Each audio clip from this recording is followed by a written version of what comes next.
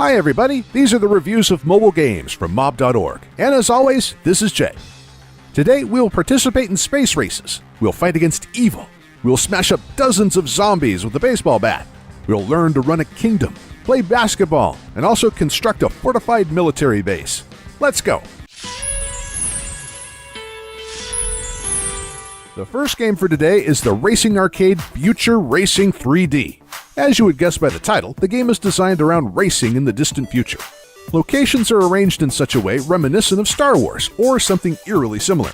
The dynamics of the game are felt perfectly, and speeds in this game are really fantastic. Zoom! In the garage, you can upgrade your existing ships and buy new ones, and you can post your records to the social network, and many other things. The second game is called Summon Masters, and it's an RPG. The developers apparently tried to do it in an old-school Japanese RPG style, with life bars and damage displayed by figures floating over the heads of characters. The graphics here is in a cute anime style and are quite good. The game, though, doesn't try to look more serious than it is. Much like RPGs of old, you aren't in control of one character, but a whole group. It is not something new in games, of course, but on mobile devices it's rather uncommon. Next up, Zombie Age 2. It is quite your standard slasher involving zombies. But standard here doesn't mean bad.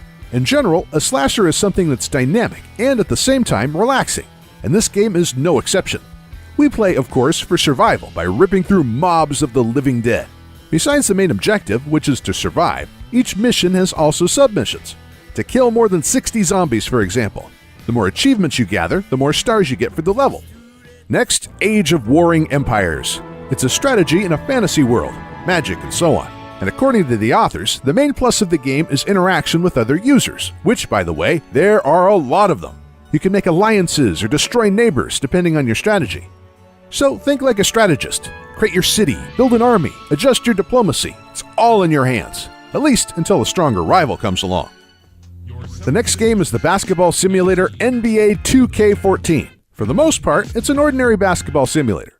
The control system is standard for sports simulators and quite smooth to operate.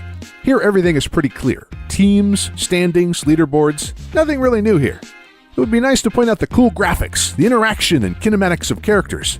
Sometimes during game breaks and cutaways, dudes embrace, shake each other's hands, and in general behave almost like they're alive, which really helps to immerse you in the game. So I advise it to fans of basketball. And the last game for today, Battlefront Heroes. This game requires a continuous internet connection, but that isn't a surprise. After all, it is based on the interaction of players. Think of it as a military sim city with the graphics of Farm Frenzy, where you build a city not only just to function, but to create an army. Oh, and to protect yourself from external invasions, obviously. So you have protective tunnels, barracks, and other regular accoutrements of a military camp that are at your full command. Build, develop, amass your army, cooperate with friends, and go on the attack. Well, that's all for today. If you like the review, follow us and click on like. This was Jay with reviews from mob.org. See you!